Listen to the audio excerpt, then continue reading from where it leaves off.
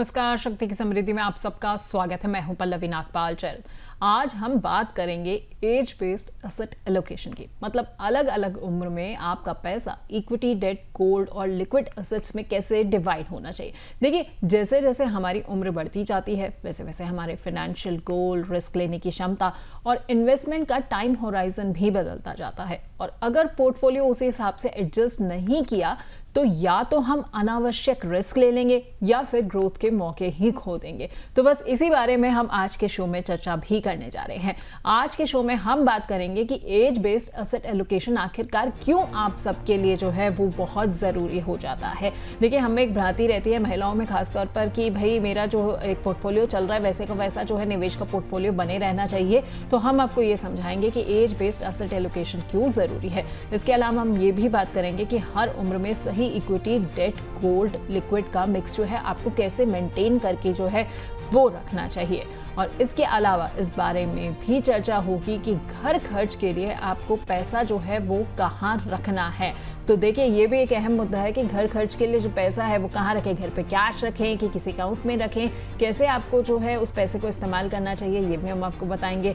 और ये भी चर्चा करेंगे कि कब और कैसे जो है आपको अपने पोर्टफोलियो को रिव्यू करना है। तो कई लोगों की तो आदत होती है कि पैसा निवेश करते हैं और उसके बाद भूल जाते हैं। तो ये क्या सही रहता है या नहीं रहता है, या फिर आपको पोर्टफोलियो जो है कब कब चेक करना है, ये हम आपको बताएंगे। और ये भी बताएंगे कि कौन सी ऐसी कॉमन गलतियां हैं जिनसे आपको बचना है, कौन कौन सी गलतियां हैं जो अक्सर महिलाएं कर जाती हैं जब भी वो निवेश के पैसे ले लेती हैं। तो उन गलतियों के बारे में बताएंगे ताकि आप इस तरह की गलतियां ना करें।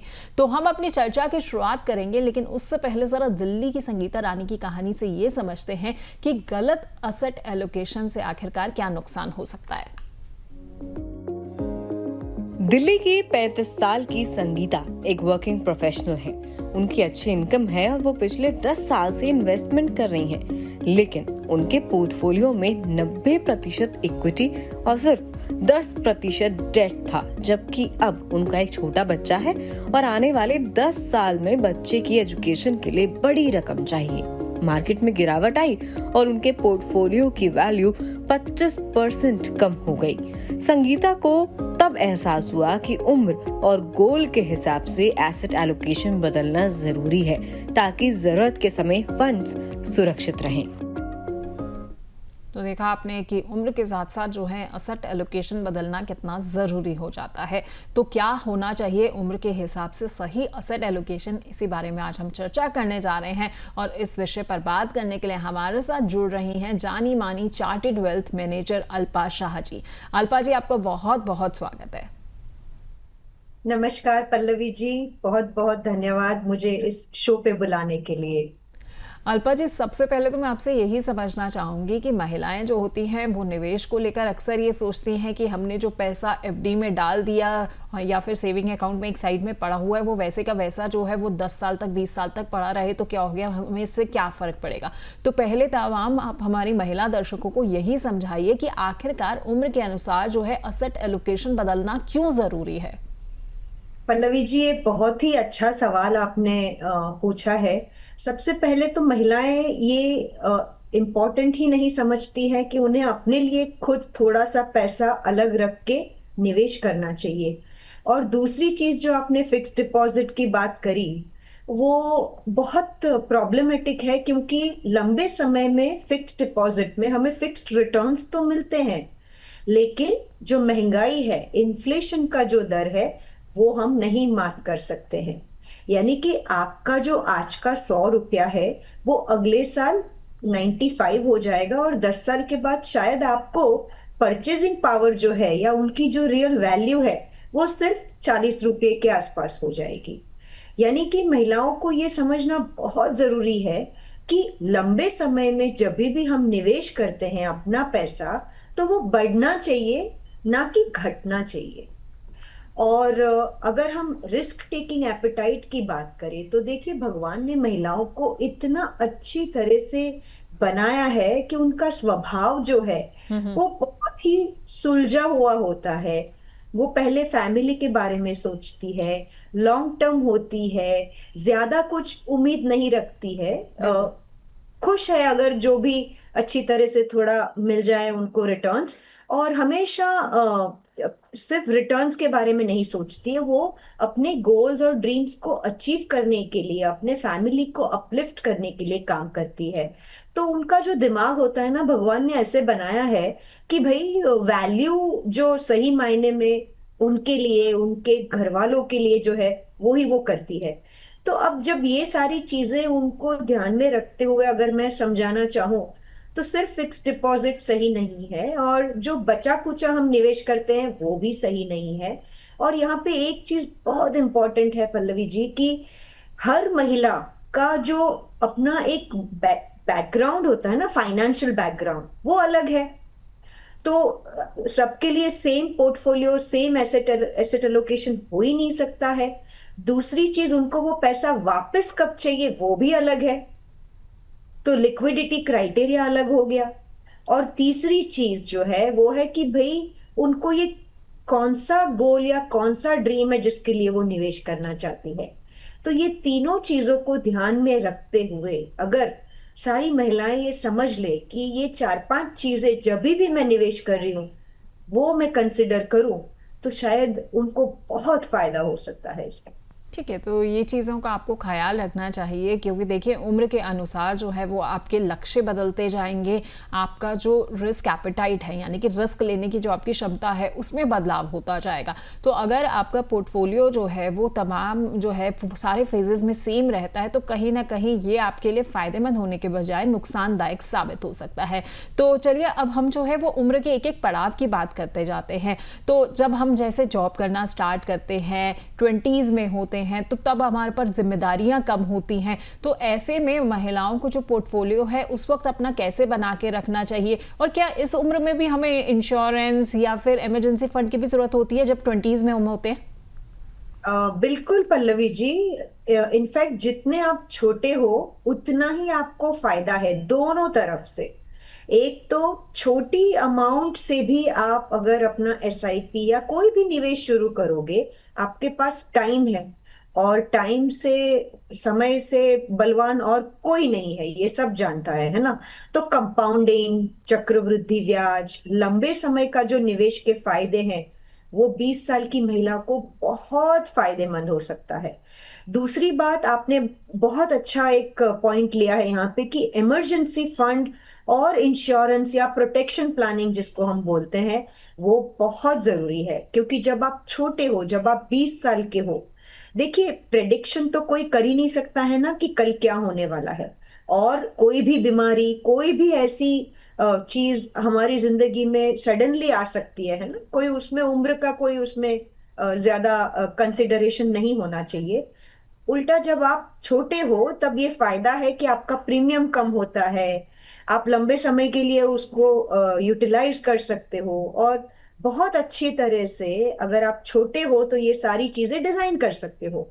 तो इंश्योरेंस लेना चाहिए, मेडिक्लेम करना चाहिए, क्रिटिकल इलनेस मेडिक्लेम करना चाहिए, कैंसर स्पेसिफिक मेडिक्लेम भी लेना चाहिए। और हर चीज का ध्यान आप 20 साल की उम्र से ही सीख लीजिए, कर लीजिए। जितना जल्दी ये सारी चीजें करोगे आगे जाके भरपूर फायदा होगा।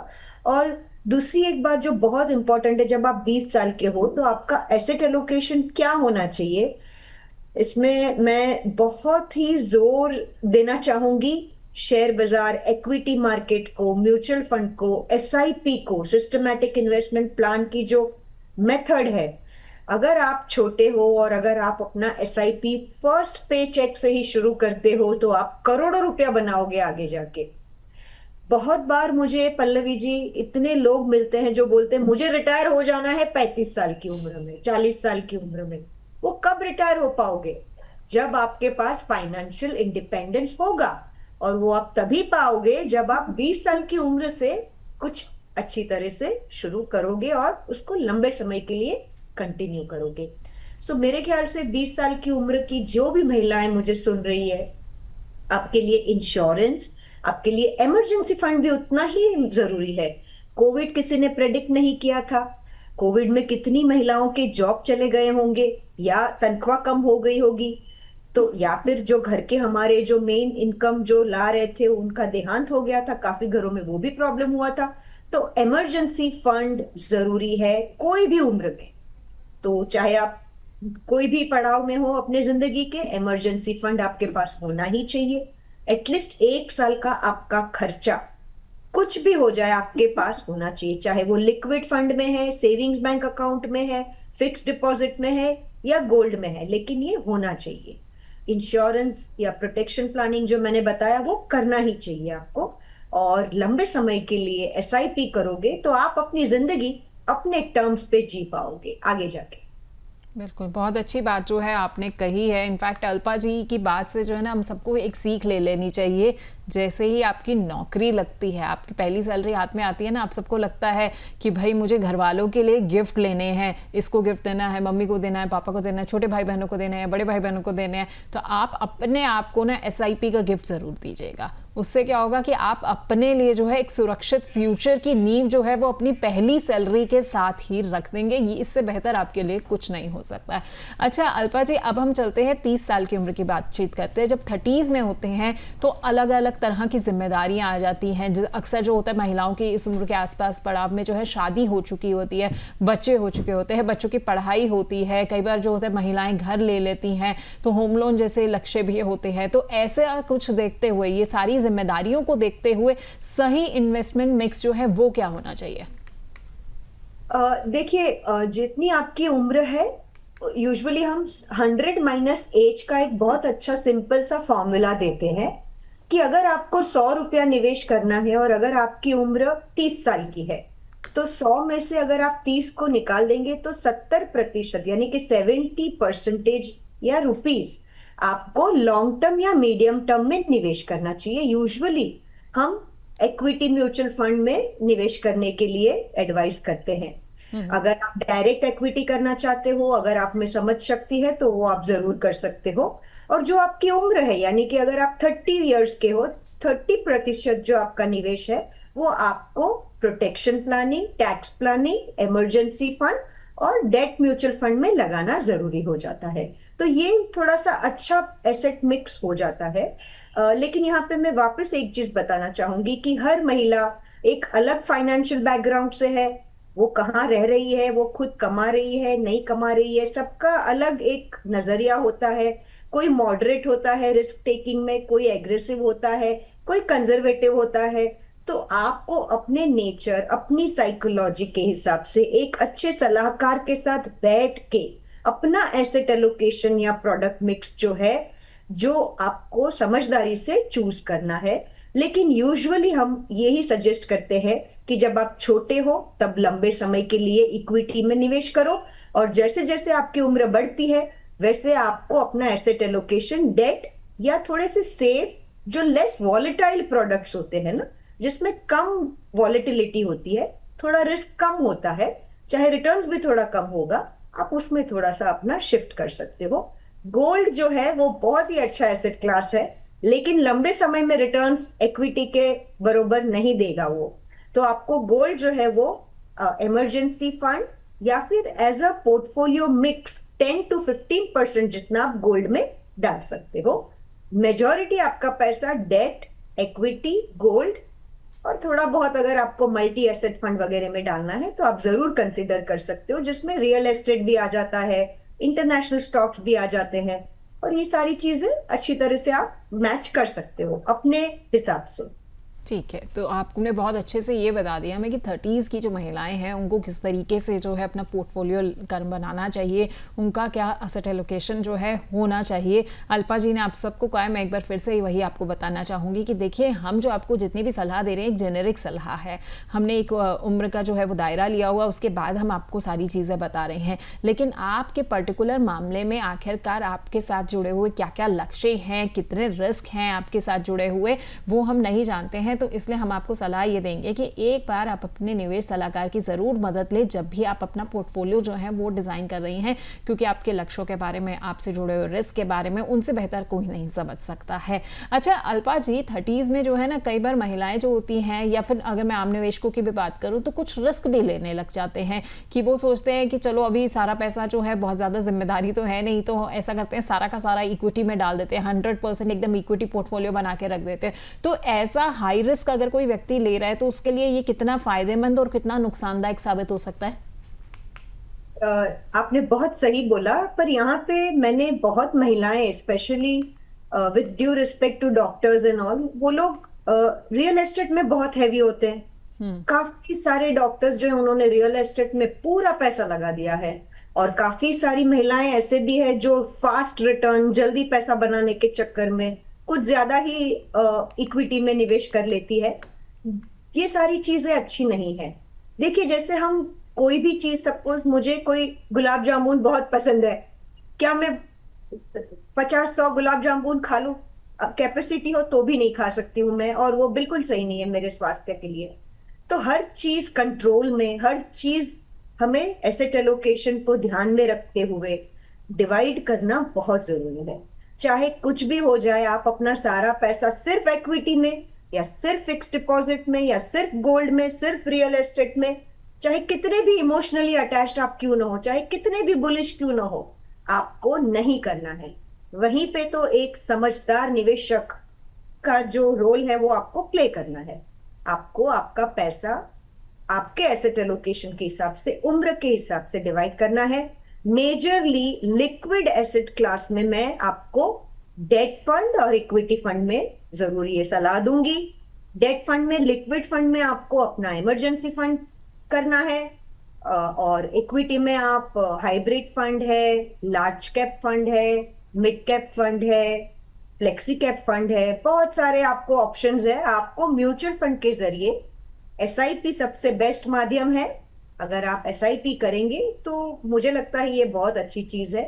बहुत बार महिलाएं जो है ना, स्पेशली कोविड में, मैंने कल ही सुना कि अपने डीमैट अकाउंट जो है वो 20 करोड़ पहुंच गए। आई एम श्योर 20 करोड़ में से 10-12 करोड़ शायद महिलाओं के हो, क्योंकि कोविड में सारी महिलाओं को, मुझे ऐसा लग रहा था कि इक्विटी मार्केट का बहुत ज्ञान मिल गया था। अच्छी बात है, आप करिए। मैं किसी का कॉन्फिडेंस ब्रेक नहीं करना चाहती हूँ, लेकिन समझदारी से करिए। और बिल्कुल ये शॉर्टकट फटाफट वाला माध्यम नहीं है। और जो पैसा हम कमाते हैं वापस शेयर बाजार में ही डाल देंगे तो ये गड़बड़ हो जाएगा।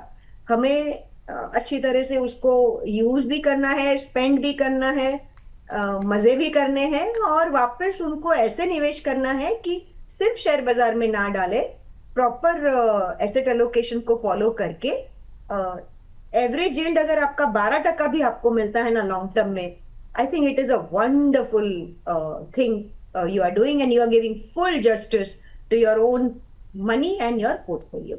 ज्यादा ग्रीड या ज्यादा फियर बिल्कुल अच्छी बात नहीं। ठीक है, तो ज़्यादा लालच भी आपको ज़्यादा नहीं करना चाहिए, ज़्यादा मार्केट से जो है आपको घबराना भी नहीं चाहिए।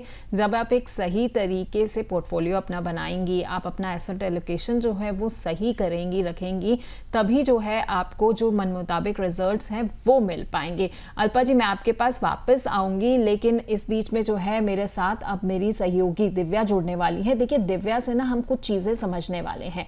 पहली चीज़ जो दिव्या हमें बताने वाली है वो ये है कि सही एसेट एलोकेशन जो है वो आपके लिए क्यों ज़रूरी हो जाता है। देखिए, आज हम एसेट एलोकेशन की बात कर रहे हैं, लेकिन सबसे पहले जो है आप ये भी समझिए कि सही एसेट एलोकेशन जो है वो क्यों ज़रूरी है। उसके अलावा जो है दिव्या आपको ये भी बताएंगे कि सही एसेट एलोकेशन जब आप करते हैं तो उससे आपको किन किन चीज़ों में फ़ायदा हो सकता है, और एसेट एलोकेशन करते हुए किस तरह की जो गलतियाँ हैं उनसे आपको बचना चाहिए, ये भी आपको दिव्या समझाने वाली है। तो काफ़ी काम की चीज़ें जो हैं वो दिव्या हमारे पास लेकर आ रही हैं। तो दिव्या के पास चलते हैं और ये सारी बातें जो हैं उनसे समझते हैं। बिल्कुल पल्लवी जी, आज ये 3 चीज़ें हम आप सभी को समझाएंगे कि क्यों आपके लिए एसेट एलोकेशन ज़रूरी है, उसके फ़ायदे क्या क्या होते हैं और किन गलतियों को करने से आपको बचना चाहिए एसेट एलोकेशन के वक्त। देखिए, सबसे पहले आपको बताते हैं कि ज़रूरी क्यों है आपके लिए एसेट एलोकेशन। तो देखिए, उम्र, गोल और रिस्क के हिसाब से जो आपका पोर्टफोलियो है वो बैलेंस रहता है अगर आप एसेट्स को अच्छे से एलोकेट करते हैं, अपनी समझ के हिसाब से, अपनी ज़रूरत के हिसाब से, उम्र को देखते हुए एलोकेट करते हैं। इसके अलावा सही समय पर सही इन्वेस्टमेंट मिक्स से रिटर्न बेहतर होते हैं। यानी कि अगर आपके पास एक कॉम्बिनेशन है, अच्छा आपने अलग अलग जगह पे इन्वेस्ट करा है, आपको पता है गोल्ड में आपका इन्वेस्टमेंट है, डेट में है, इक्विटी में है, तो इससे एक बेहतर रिटर्न आपके लिए जनरेट हो सकता है। साथ ही रिस्क कम और ग्रोथ का मौका आपको ज़्यादा मिलता है जब आपका पैसा जो है एक बैलेंस जगह पे इन्वेस्ट होता है, साथ ही एक ऐसी जगह पे भी इन्वेस्ट होता है जहाँ पे रिटर्न अच्छे मिल रहे हैं, तो एक अच्छा खासा जो है स्थिरता उसमें बनी रहती है जिससे आपको अच्छे रिटर्न मिलते हैं, रिस्क कम रहता है। इसके अलावा आपको बताते हैं क्या फायदे हैं एसेट एलोकेशन के, आपको कैसे फायदेमंद हो सकता है। तो देखिए, इससे रिस्क कंट्रोल होता है, जैसा कि हमने आपको बताया, जो भी आपकी रिस्क एपेटाइट है उसके हिसाब से जो है आपके लिए बेहतर हो सकता है। रिस्क जो है कम ही रहेगा तो आपका भी जो है दिमाग शांत रहेगा, पैसा बढ़ता हुआ नजर आएगा तो आप भी खुश रहेंगे। साथ ही इसके अलावा रिटर्न जो है वो भी स्थिर होते हैं, यानी कि रिटर्न बहुत ज़्यादा ऊपर नीचे आपको नहीं नज़र आते हैं। ये नहीं है कि बहुत ज़्यादा हाइक दिख रहा है रिटर्न्स में, बहुत ज़्यादा लो जाते हुए दिख रहे हैं जिससे आपको टेंशन हो, तो रिटर्न भी स्टेबिलिटी के साथ अच्छे से ग्रो होते हुए नज़र आते हैं। इसके अलावा गोल जो है आपके टाइम से पूरे होते हैं, समय पर पूरे होते हैं, जो कि एक बहुत ज़रूरी चीज़ है। जो भी आपका गोल है, मान लीजिए बच्चे की पढ़ाई के लिए, बच्चे की शादी के लिए या फिर अपने रिटायरमेंट के लिए, वो टाइमली आपका गोल जो है पूरा हो जाएगा, आपको टेंशन नहीं होगी। इसके अलावा मार्केट वोलेटिलिटी से बैलेंस बना रहता है, बाजार में जो कुछ चल रहा है उसका बहुत ज़्यादा असर जो है आपके पोर्टफोलियो पर नहीं पड़ेगा और आपकी घबराहट भी कम रहेगी। अब आपको बताते हैं किन गलतियों से आपको बचना बहुत ज़्यादा ज़रूरी है इन्वेस्टमेंट करते वक्त, ये भी जान लीजिए। देखिए, कम उम्र में डेट विकल्पों में निवेश ना करना। आप ये मत सोचिए कि आपकी एज कम है तो आप इक्विटी में निवेश करेंगे, ज़्यादा रिस्क ले लेंगे तो आपके लिए बेहतर से बेहतर होगा, नहीं। डेट में आपको शुरू से ही निवेश जो है अपना डाल देना चाहिए, अपने एसेट्स को जो है डेट की तरफ भी एलोकेट करना चाहिए। इसके अलावा गोल्ड को सुरक्षित विकल्प मानकर उसमें ज़्यादा निवेश करना। कई लोग ये सोचते हैं कि गोल्ड की कीमतें तो साल दर साल बढ़ती ही जाएंगी, इस पर कोई इफेक्ट नहीं होगा बाजार में, इकोनॉमीज में जो भी चल रहा हो, लेकिन ऐसा नहीं है। आप गोल्ड एक लिमिटेड अमाउंट में ही अपने पोर्टफोलियो में रखिए तो ही बेहतर होगा, क्योंकि बहुत वॉलेटाइल भी होता है। इसके अलावा सिप शुरू करने के बाद रिव्यू नहीं किया जाता। कई लोग सिप में जो है पैसे डालते रहते हैं महीने के महीने, साल दर साल, लेकिन उसे रिव्यू नहीं करते हैं किस तरीके का रिटर्न वो एक पर्टिकुलर फंड दे रहा है, कैसी ग्रोथ है उसकी, ये भी रिव्यू करना बहुत ज़्यादा ज़रूरी है। और इसके बाद फाइनेंशियल प्लानिंग हाई इनकम वाले लोगों के लिए होती है, ये सोच जो है सबसे ज़्यादा गलत है। अगर आप 10,000 रुपये भी कमाते हैं, 1,000 भी कमाते हैं, तो उसमें से भी आप कुछ अमाउंट 10 रुपये, 20 रुपये, 50 रुपये सेविंग में डाल सकते हैं। तो ऐसा बिल्कुल नहीं है कि जो लाखों में करोड़ों में कमाते हैं सिर्फ उन्हीं के लिए सेविंग बेहतर होती है। कितना भी कमाते हो बचत करके ज़रूर चलिए। बिल्कुल, तो बहुत बहुत शुक्रिया दिव्या आपका, आपने बहुत अच्छे से जो है हमें ये समझा दिया कि एसेट एलोकेशन जो है वो कैसे फ़ायदेमंद है, क्यों ज़रूरी हो जाती है और किन गलतियों से बचना चाहिए। और दिव्या ने आखिर में क्या कहा कि अगर आप 10,000 रुपये भी कमाते हैं तो चाहे आप 10 रुपये, 50 रुपये, कुछ ना कुछ सेव कीजिए। SIP तो आप खैर 100 रुपये से शुरू कर सकते हैं, तो इससे बेहतर आपके लिए क्या हो सकता है। तो किसी भी वर्ग में आप आते हों, लेकिन सेविंग करना आपके लिए बहुत ज़रूरी हो जाता है। वापस अल्पा जी के पास चलते हैं। अल्पा जी, इस बीच में हमारे पास कुछ दर्शकों के भी सवाल आ गए हैं, तो कुछ सवालों को पहले शामिल कर लेते हैं, उसके बाद अपनी चर्चा को आगे लेकर चलेंगे। लखनऊ से अनीता वर्मा का सवाल है, ये कह रही हैं कि मैं 26 की हूं और मेरी इनकम फ्रीलांस है, तो क्या मैं 80% अपना जो है पैसा इक्विटी में रख सकती हूँ? देखिए अनीता जी, आप 26 साल के हो और आप जरूर अगर एग्रेसिव हो और अगर आप कैलकुलेटेड रिस्क या हाई रिस्क ले सकते हो, अगर आपका फाइनेंशियल बैकग्राउंड बहुत अच्छा है और आपको स्टेडी इनकम नहीं है क्योंकि आप फ्रीलांसर हो, तो मेरे हिसाब से आपको अपना जो उम्र के हिसाब से इक्विटी का जो पोर्शन आपके पोर्टफोलियो में होना चाहिए वो तकरीबन 60 to 65% जितना होना चाहिए, ताकि जैसे दिव्या जी ने भी हमको समझाया कि डेट का जो पोर्शन है वो आपके पोर्टफोलियो में चाहे कोई भी उम्र में आप क्यों ना हो, होना ही चाहिए। जबकि आपकी इनकम स्टेडी हर महीने नहीं है, आप फ्रीलांसिंग में काम करते हो तो कभी ज्यादा कभी कम मिल सकता है आपको, तो मैं SIP की सलाह नहीं दूंगी। हालांकि कम एसआईपी, कम अमाउंट की एसआईपी आप जरूर कर सकते हो जो आपको पिंच ना करे, पर एक्चुअल वेल्थ क्रिएशन के लिए आपको मेरे हिसाब से लमसम बहुत जोर देना चाहिए। और जो भी आप लमसम करते हो, आप 40%, 35 to 40% डेट में डालिए। जीसेक फंड्स होते हैं, डेट सेंट्रिक हाइब्रिड फंड्स होते हैं, बैंकिंग एंड पीएसयू फंड बहुत अच्छी तरह से आप निवेश कर सकते हो जो कंजर्वेटिव होते हैं। शॉर्ट टर्म ड्यूरेशन वाले बॉन्ड फंड्स जो है आप उसमें भी निवेश कर सकते हो। आर्बिट्राज फंड है, ये सारे फंड्स में आप एटलीस्ट 35 to 40% जो आपका इन्वेस्टमेंट है वो करिए, और बाकी का जो है वो आप इक्विटी में जरूर लगाइए। अगर आपको ये अलग अलग पोर्टफोलियो या बैलेंस नहीं मैच करना है, तो हाइब्रिड फंड जो होता है ना, उसमें आप ऑटोमेटिकली 65% इक्विटी में हो जाते हो और 35% डेट में होते हो at any point of time. तो ये ऑटोमेटिकली आपका एक एसेट एलोकेशन हो जाता है, तो आप वो भी कंसिडर कर सकते हो। म्यूचुअल फंड इंडस्ट्री में हाइब्रिड फंड की कैटेगरी में तकरीबन 35-40 साल पुराने स्कीम्स है और इतना अच्छा परफॉर्म कर रही है कंसिस्टेंटली कि मुझे नहीं लगता इससे बेहतर ऑप्शन हम निवेशकों के पास हो सकता है। ठीक है अनीता जी, तो सबसे पहले तो इक्विटी का जो अपना आपको रखना चाहिए पोर्टफोलियो में, जैसा कि अल्पा जी ने बताया 60 से 65% रखें क्योंकि आपकी स्टेडी इनकम नहीं है। मेरठ से अगला सवाल जो है हमारे पास रुचि अग्रवाल का आया। ये कह रही है मैं हाउसवाइफ हूँ और मेरे पास गोल्ड ज़्यादा है, तो क्या मुझे इक्विटी में भी जाना चाहिए? रुचि जी, सबसे पहले तो सैल्यूट सारी होम मेकर्स को, क्योंकि जब आप हाउसवाइफ हो तो आपके फैमिली मेंबर्स बाहर काम कर सकती है और उनको आप ग्रोथ दे पाते हो। मेरी मम्मी हाउसवाइफ थी तो आज मैं यहाँ बैठ के आपके सामने उपस्थित हूँ, और जो भी मैं कर पा रही हूँ वो मेरी होम मेकर माँ की वजह से हूँ। दूसरी एक बात यह है कि होम मेकर्स को कोई सैलरी नहीं मिलती है। तो सबसे पहले तो जो गोल्ड की आप बात कर रहे हो, गोल्ड बहुत अच्छा है, लेकिन क्या आपने उसको ईटीएफ या एसआईपी के माध्यम से एक्यूमुलेट किया है? अगर नहीं, सिर्फ ज्वेलरी के माध्यम से किया है, तो मुझे नहीं लगता है कि वो आपका जेन्युइन इन्वेस्टमेंट है, क्योंकि आप इमोशनली बहुत अटैच्ड होंगे। आप कभी भी अपनी ज्वेलरी बेच के अपने शौक या गोल्स, ड्रीम्स पूरे नहीं कर पाओगे। तो मैं ये कहीं नहीं कह रही हूँ कि ज्वेलरी अच्छी बात नहीं है, ज्वेलरी भी बहुत अच्छी बात है। आप कहीं पे भी कोई भी दुकान में जाके बेच के आप इंस्टेंट कैश ले सकते हो, तो ये लिक्विडिटी तो बहुत अच्छी है गोल्ड में, कोई दो राय नहीं है। लेकिन मैं आपको थोड़ा सा रिक्वेस्ट करूंगी कि गोल्ड में एसआईपी करिए। आपको सैलरी नहीं भी मिल रही है तो भी आप ऐसे आपके जो घर के खर्चे हैं उसमें से थोड़ा पैसा आप अपने लिए अलग रख के खुद की एसआईपी शुरू करिए। और सिर्फ गोल्ड में मत करिए, आप मल्टी एसेट फंड में करिए। अगर आपको इक्विटी में निवेश नहीं करना है या नहीं भी समझ में आता है, या आपको गोल्ड भी चाहिए, तो आप सिर्फ गोल्ड नहीं, मल्टी एसेट फंड में गोल्ड, डेट, इक्विटी, बहुत सारी चीजें आपको मिल जाएगी। और हमारे इंडस्ट्री में बहुत अच्छी तरह से मल्टी एसेट फंड कैटेगरी में बहुत बेहतरीन तरीके से फंड मैनेजर्स इसको मैनेज कर रहे हैं। तो मैं आपको सलाह ये देना चाहूंगी कि सीधा इक्विटी पे मत आइए। अभी आपके पास गोल्ड है, लेकिन गोल्ड में एसआईपी या ईटीएफ है कि नहीं वो आप चेक कर लीजिए।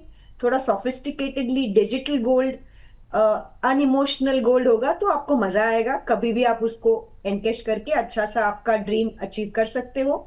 और दूसरा, आपको मल्टी एसेट फंड में पहले थोड़ा सा एक्सपोजर लेना चाहिए और फिर आप जरूर इक्विटी की ओर बढ़िए, जिसमें मैं आपको लार्ज कैप सजेस्ट करूंगी टू स्टार्ट विथ। फिर धीरे धीरे आप इसमें और आगे बढ़ सकते हैं। ठीक है, और अगला सवाल हमारे पास पटना से किरण तिवारी का है। ये कह रही है मैं 40 की हूँ, रिटायरमेंट प्लानिंग की शुरुआत कैसे करूँ?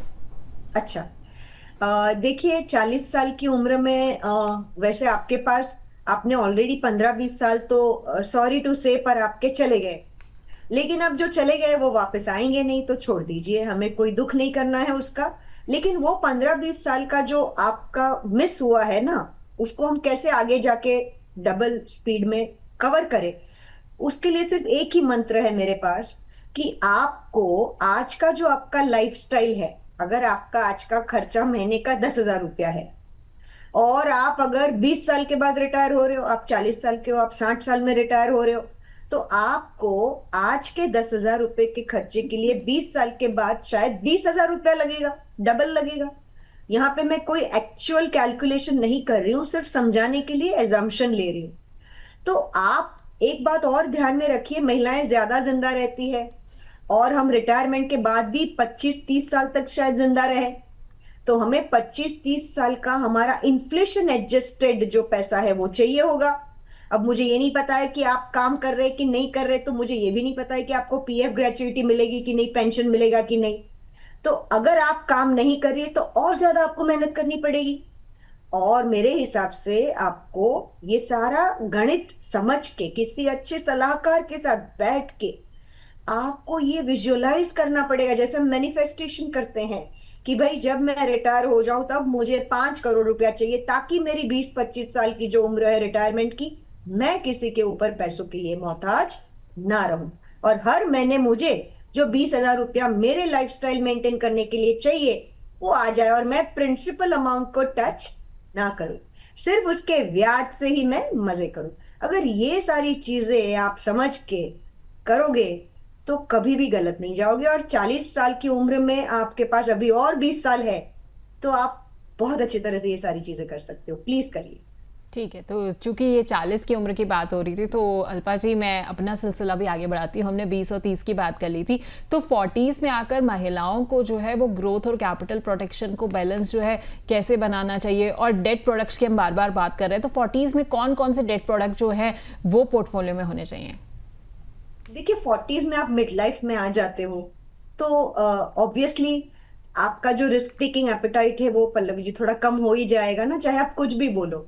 जिस स्पीड से हम 20-25 साल में भागते हैं वो स्पीड से हम 40 में नहीं भाग सकते ना, हमें थोड़ा ठहराव आ जाता है, स्टेबिलिटी आ जाती है। लेकिन अपनी हमारी इनकम बढ़ती है।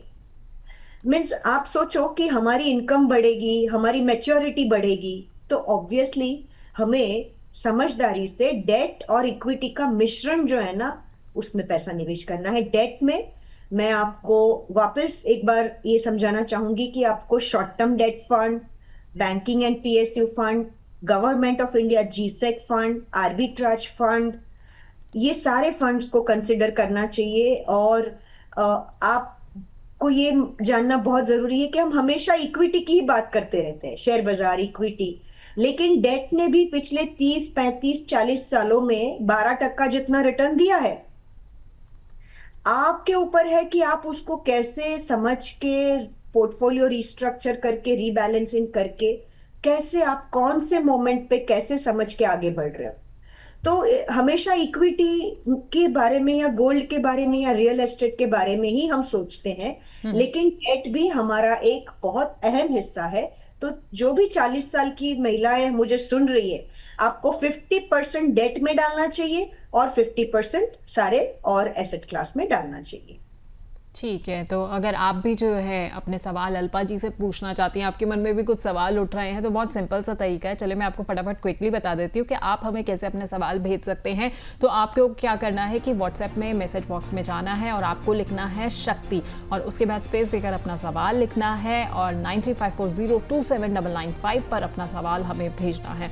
इसके अलावा एक्स और फेसबुक के जरिए भी आप अपने सवाल जो है हमें भेज सकते हैं। यूट्यूब में हमारे शो के कॉमेंट सेक्शन में, जहाँ लिंक में जो है एक शो का नीचे कमेंट सेक्शन होता है, वहां पर आप जाइए, अपना सवाल टाइप कीजिए, हम वहां से भी आपके सवाल जो हैं वो पिक करेंगे। तो आज हम बात कर रहे हैं कि कैसा जो है आपका उम्र के मुताबिक असेट एलोकेशन होना चाहिए। अल्पा जी हमारे साथ बनी हुई हैं, और अल्पा जी से अब तक हम बात कर चुके हैं कि 20s, 30s और 40s में जो है वो महिलाओं का असेट एलोकेशन किस तरह का होना चाहिए। अब बात करते हैं 50s की। अल्पा जी, 50s की जो ये उम्र होती है वो काफ़ी ज़्यादा अहम हो जाती है, क्योंकि उस वक्त जो होता है महिलाएँ हो गई वो रिटायरमेंट के करीब है। तो ऐसे में ज़्यादातर महिलाएँ अब ये सोचने लग जाती है अब मुझे ज़्यादा रिस्क नहीं लेना है, लेकिन ये भी होता है कि हमें बेहतर से बेहतर रिटर्न भी चाहिए ताकि रिटायरमेंट के लिए जो है अच्छा खासा पैसा इकट्ठा हो जाए। तो 50s में अगर कोई महिला है तो रिटायरमेंट से पहले जो है रिस्क कम करने के लिए उसे अपने पोर्टफोलियो में किस तरीके के बदलाव जो है करना चाहिए, इक्विटी का एक्सपोजर जो है वो कितना होना चाहिए अमूमन इस उम्र में? मैं इसके लिए बहुत हंस रही हूँ क्योंकि मैं 50s में हूँ और ये मैं समझ पा रही हूँ।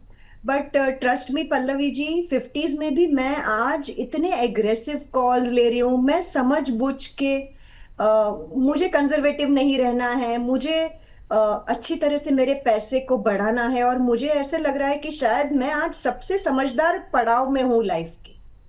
पहले काफी बार हम लाइफ को ग्रांटेड लेते हैं या हमें सही नॉलेज नहीं होता है और हम बहुत सारी गलतियां कर देते हैं। लेकिन आज जो मेरी उम्र है, मुझे ऐसे लग रहा है कि मैं सारे डिसीजंस बहुत बोल्ड भी ले रही हूँ और बहुत कॉन्फिडेंटली भी ले रही हूँ। लेकिन मैं वापस ये एक बात बताना चाहूंगी कि सारी महिलाएं अलग हैं, सबका एक रिस्क टेकिंग एपेटाइट अलग है।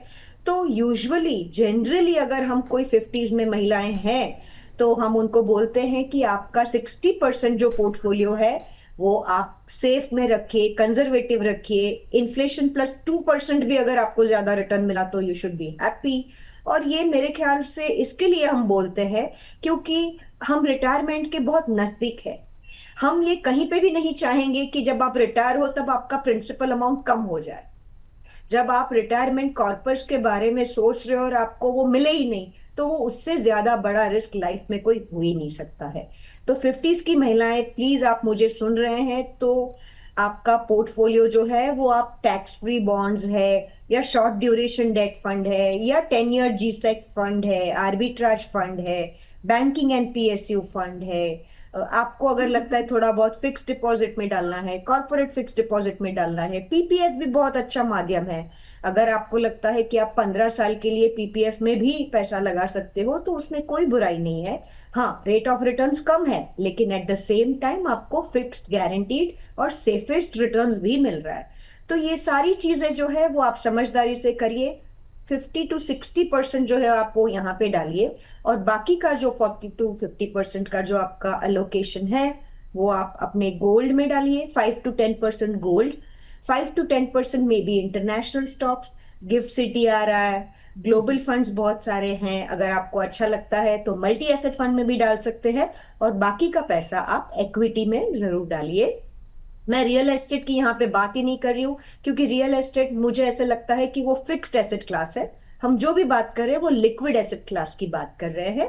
तो और जब आप इक्विटी में निवेश करते हैं तो वो कंपनी के शेयर में रियल एस्टेट भी कंसिडर हो जाता है। उनकी बैलेंस शीट में, उनकी प्रॉफिटेबिलिटी में रियल एस्टेट जो उन्होंने होल्ड किया है वो भी कंसिडर हो जाता है। तो आप ये कहीं मत समझिए कि आपने रियल एस्टेट में पैसा नहीं लगाया है। जब आप शेयर बाजार में निवेश करते हो तो कहीं ना कहीं इनडायरेक्टली रियल एस्टेट में भी आपका पैसा लग जाता है। तो ये फिफ्टीज की महिलाओं के लिए ये मेरा मंत्र है। और अगर आप बोल्ड कॉल्स ले सकते हो, एग्रेसिव कॉल्स ले सकते हो, कॉन्फिडेंटली आगे बढ़ सकते हो तो प्लीज बढ़िए, आपको कोई रोकने वाला नहीं है। आप बहुत अच्छी तरह से पैसा बनाओगे। ठीक है, तो अगर आपको लगता है कि आपका रिस्क एपेटाइट ज़्यादा है तो जैसा कि अल्पा जी भी बता रही हैं कि वो तो एकदम बोल्ड कॉल्स लेती हैं तो आप भी ऐसा कर सकते हैं। लेकिन अगर आपको लगता है कि नहीं, अभी जिम्मेदारियां जो हैं बहुत ज़्यादा हैं तो थोड़ा सा आपको जो है संभलने की ज़रूरत हो जाती है। और अल्पा जी, 60s की अगर मैं बात करूँ तो 60s का वो वक्त जो होता है ना, वहाँ पर तो अब इनकम की ज़रूरत हो जाती है, सिक्योरिटी की ज़रूरत हो जाती है। तो ऐसे में पोर्टफोलियो का स्ट्रक्चर कैसे होना चाहिए, क्योंकि एक महिला जो है इस वक्त पर रिटायर हो चुकी होती है, तो पोर्टफोलियो कैसा होना चाहिए, गोल्ड, लिक्विड एसेट्स, इन सब की कितनी हिस्सेदारी होनी चाहिए? जी देखिए, अब हम बस आगे ये सब 60s में ही आने वाले हैं तो सारी 50s की महिलाओं को 60s के बारे में अभी से सोचना चाहिए। देखिए, 10 साल आगे हमें सोचना बहुत जरूरी है ताकि हम आज ऐसे कॉल्स ले जो हमें 10 साल के बाद बहुत फायदेमंद हो। तो जो 50s की महिला है वो यही सोचे कि मुझे 60s में क्या चाहिए। और दूसरी बात, रिटायरमेंट प्लानिंग वर्ड हटा दीजिए अपने दिमाग से, रिटायरमेंट स्पेंडिंग प्लानिंग कर दीजिए। क्योंकि ये पड़ाव जो आपका है ना, आपको अभी इसमें अच्छी तरह से जो पैसे आपने बनाए हैं उनको एंजॉय करिए, उनको जो आपको आपकी ख्वाहिशें हैं वो आप पूरी करिए। सो मेरे हिसाब से जो 60s की महिलाएं हैं वो दो चीज का ध्यान रखें। एक, प्रिंसिपल अमाउंट को कभी टच नहीं करना है आपको। जितना हो सके उतना प्रिंसिपल अमाउंट को स्टेडी रखिए, उसमें से आप अपने खर्चे के लिए पैसे ना उठाए। SWP ऑप्शन का भरपूर फायदा लिया जाए, सिस्टमैटिक विड्रॉल प्लान। ये आपको एक पेंशन का एक ऑल्टरनेट है। आपको हर महीने, अगर आपका हर महीने का खर्चा 50,000 रुपया है, आपको बिल्कुल कॉम्प्रोमाइज नहीं करना है, किसी के पास पैसे मांगने की जरूरत नहीं है। आपको SWP ऑप्शन देना है, 1 तारीख को आपके अकाउंट में वो 50,000 रुपया आ जाना चाहिए, खत्म। ये 60s की महिलाओं को ये फ्रीडम होना बहुत जरूरी है। दूसरी बात, आपका कैपिटल प्रोटेक्शन बहुत जरूरी है। काफी बार हम लोग क्या करते हैं ना, पैसे बनाने के चक्कर में बहुत रिस्क ले लेते हैं, और होता क्या है ना कि अपना कैपिटल प्रोटेक्ट ही नहीं होता है। सो wealth conservation is very important. Wealth creation तो है ही इंपॉर्टेंट, कोई दो राय नहीं है उसमें, लेकिन कंजर्वेशन जो है ना वो कहीं पे भी आपको भूलना नहीं है। और 60s की महिलाओं के लिए खास, क्योंकि वो और 25-30 साल जिंदा रहने वाली है। लाइफ तो अभी बहुत बड़ी है ना रिटायरमेंट के बाद भी, तो वो पैसा जो है ना वो गंवाना नहीं है, और सिर्फ खर्चा भी नहीं करना है, क्योंकि एक्टिव इनकम कम हो जाती है, पैसिव इनकम सब कुछ हो जाता है हमारे लिए लाइफ में। हेल्थ बहुत इंपॉर्टेंट हो जाती है, तो आप अपना प्रोटेक्शन प्लानिंग जोरदार करिएगा। कुछ भी हो जाए आपको best of the best medical treatment मिलनी ही चाहिए। तो इन्वेस्टमेंट का बाद में सोचिए, पहले प्रोटेक्शन प्लानिंग के बारे में सोचिए जब आप 60s में है, और उसके लिए आपको पहले से सोचना पड़ेगा। अगर अनफॉर्चुनेटली आपने नहीं सोचा और आप 60s में आ गए हैं, तो भी कोई टेंशन नहीं है, आप अभी भी काफी हद तक अच्छी तरह से ये सारा प्लानिंग कर सकते हैं। इन्फ्लेशन को समझिएगा, ऐसा ना हो कि जब आप 70 ईयर के हो आपका पैसा ही खत्म हो गया। सो ये जी। समझना बहुत जरूरी है कि आप 85 तक जीने वाले हो, पैसा तब तक चलना चाहिए। इक्विटी इज मस्ट, चाहे आप 60 ईयर के हो, 70 ईयर के हो, कितना प्रतिशत इक्विटी होना चाहिए वो वेरी हो, वो अलग हो सकता है। लेकिन आपको 10%, 15% at any point of time, वो दाल में जब तड़का लगाते हैं तभी तो वो दाल टेस्टी होती है ना, वैसे इक्विटी का तड़का आपके पोर्टफोलियो में, चाहे आप कोई भी उम्र में हो, होना ही चाहिए। गोल्ड, ETF और SIP के माध्यम से डिजिटल गोल्ड में निवेश करिए, और बाकी सब तो मैंने ऑलरेडी समझा दिया है। बिल्कुल। SWP ऑप्शन का फायदा जरूर उठाइएगा। बिल्कुल, तो इक्विटी जो है वो भी ज़रूर होनी चाहिए। और इसी से जुड़ा एक सवाल भी हमारे पास आया था अलीगढ़ से मधु गुप्ता का, जिसका आपने जवाब दे ही दिया है कि इक्विटी जो है वो आपके पोर्टफोलियो में ज़रूर बनी रहनी चाहिए, चाहे आप बेशक 60s में ही क्यों ना है। अच्छा, आखिर में अल्पा जी, मैं आपसे ये समझना चाहूँगी कि इन तमाम बातों के अलावा हमें और किन किन बातों का ख्याल रखना चाहिए, और उम्र का चाहे कोई भी पड़ाव हो, कौन सी ऐसी चीज़ें हैं जो बहुत ज़रूरी हो जाती है। जैसे महिलाएं कई बार सोचती हैं, हमने बात भी की थी 20s में कि भाई हमें इमरजेंसी फंड नहीं चाहिए, इंश्योरेंस अभी क्या करना है लेके। तो उम्र के हर पड़ाव में कुछ ऐसी चीज़ें जो हमें हमेशा जो है ध्यान में रखनी चाहिए, चाहे हम 20s में हो, 30s में हो, 40s में हो, चाहे किसी भी उम्र में हो। बहुत ही कंक्लूड करने वाला ये सवाल बहुत अच्छा है पल्लवी जी। 100 बात की एक बात, कि चाहे कुछ भी हो जाए, थोड़ा पैसा आपको, चाहे कोई भी उम्र में हो, आप चाहे कितना भी कमा रहे हो, आपको अलग रखना ही है अपने फ्यूचर प्लानिंग के लिए। दूसरी बात, अगर आप लोन ले रहे हो, EMIs है, तो आपको उसके सामने एटलीस्ट 20% SIP करना ही करना है। मीनिंग, अगर आपने 10,000 रुपए का आपका महीने का EMI है, तो आपको उसके अगेंस्ट 2,000 का SIP करना ही करना है। 10,000 की जगह आप ये समझो कि आपका EMI 12,000 का है, क्योंकि जो लोन आप चुकता कर रहे हो वो लोन तो चुकता कर दोगे, लेकिन जो पैसा आपका चला जा रहा है ना, वो वापस कैसे आएगा। तो ये बात हमेशा याद रखिए कि लोन मैनेजमेंट बहुत इंपॉर्टेंट है। डेट बहुत कैसे मैनेज कर रहे हो, क्रेडिट कार्ड कैसे मैनेज कर रहे हो, ये बहुत इंपॉर्टेंट है। तीसरी बात, power of compounding, long term focused, बड़े बड़े गोल्स को अचीव करो, छोटी छोटी मटेरियलिस्टिक चीजों में मत फंसे रहो, ये आपको बहुत धनवान बनाएगा। और आप अगर आपका निवेश 5 साल लेट शुरू करते हो ना, तो आपका पैसा आधा हो जाता है जब आप रिटायर होते हो। तो इसमें 20, 30, 40, 50 का कोई सवाल ही नहीं है। मैं तो बोलूंगी 20 वाली महिला जो है, वो भी अगर 15 साल से शुरू करती थी, तो वो रिटायरमेंट के टाइम डबल पैसा पाती थी। तो मेरे हिसाब से उम्र का कोई इसमें, there is nothing about age, principles remains same, fundamentals remain same, concept same है। Compounding is the eighth wonder of the world, focus, long term, लक्ष्य जो है, आप शक्ति की समृद्धि में हो, तो आप, शक्ति है आपके पास, आपका लक्ष्य बराबर रखिए।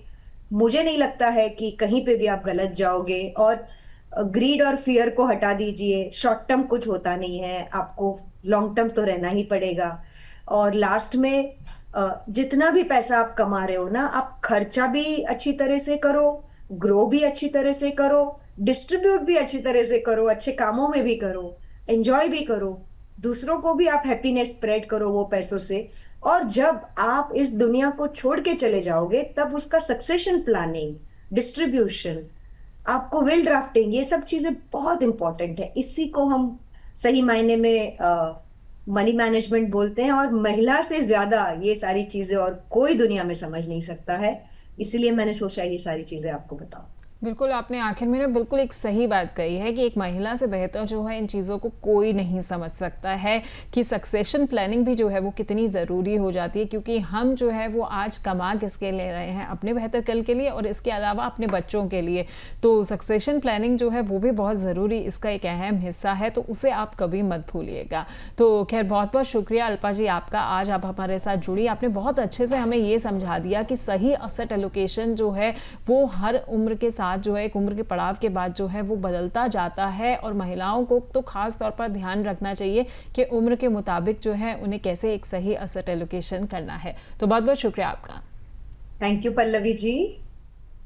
Thank you very much ma'am. तो देखिए, सही असेट एलोकेशन जो है वो उम्र, लक्ष्य और रिस्क क्षमता के अनुसार पोर्टफोलियो को मजबूत और सुरक्षित बनाता है। समय के साथ निवेश मिक्स को बदलना जो है वो बहुत ज़रूरी हो जाता है, ताकि ग्रोथ और सुरक्षा दोनों का संतुलन बना रहे। तो याद रखिए, आज लिया गया सही फैसला कल के फाइनेंशियल भविष्य को सुरक्षित करता है। तो मिलेंगे अगले शो में, एक बार फिर से आपके साथ आएंगे हम एक नया मुद्दा लेकर, और बात करेंगे आप महिलाओं की समृद्धि की, और बताएंगे आपको नए रास्ते कि कैसे आप ये समृद्धि हासिल कर सकती हैं सिर्फ शक्ति की समृद्धि में। तब तक के लिए देखते रहिए अमर उजाला द बोनस।